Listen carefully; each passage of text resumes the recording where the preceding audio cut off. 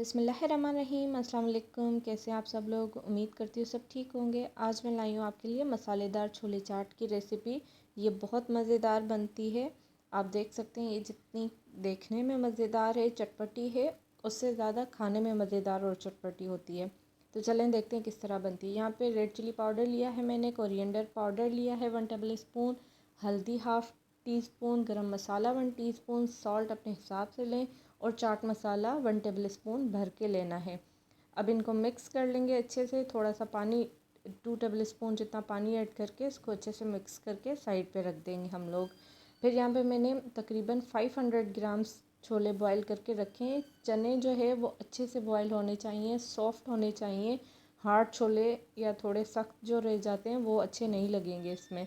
तो यहाँ पे 1 टेबल स्पून ज़ीरा लिया है, 4 टेबल स्पून ऑयल का लेके मैं इसको थोड़ा सा भुनाई कर लूँगी। इसके बाद मैं इसमें ऐड करूँगी जो मैंने मसाला बना के रखा था, वो सारा मसाला मैं इसमें ऐड करूँगी।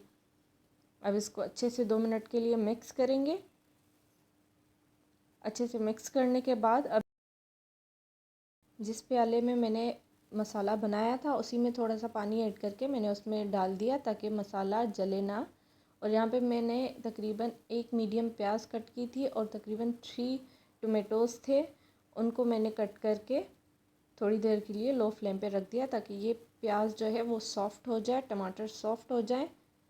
और उसकी हल्की सी भुनाई कर ली। अब इसके बाद जो छोले थे बॉईल किए हुए, छोले अच्छे से बॉईल होने चाहिए, मैं बार बार यही कह रही हूँ। और उसके बाद 3 टेबल स्पून जितनी इमली इसमें ऐड करेंगे। आपको जितनी खटाई पसंद है आप उस हिसाब से ऐड करें। आप चाहें तो इसमें लेमन भी ऐड कर सकते हैं इमली की जगह पे। एंड में मैंने सूखा धनिया और सूखा पुदीना था मेरे पास, जो मैंने इसके ऊपर डाला है। इससे इसकी खुशबू बहुत ज़्यादा आती है। आपके पास फ्रेश हो तो आप फ्रेश ऐड कर लें। ग्रीन चिलीज़ मैंने ऐड की हैं। मेरे पास ड्राई कोरिएंडर और ड्राई पुदीना था तो वो मैंने ऐड किया है।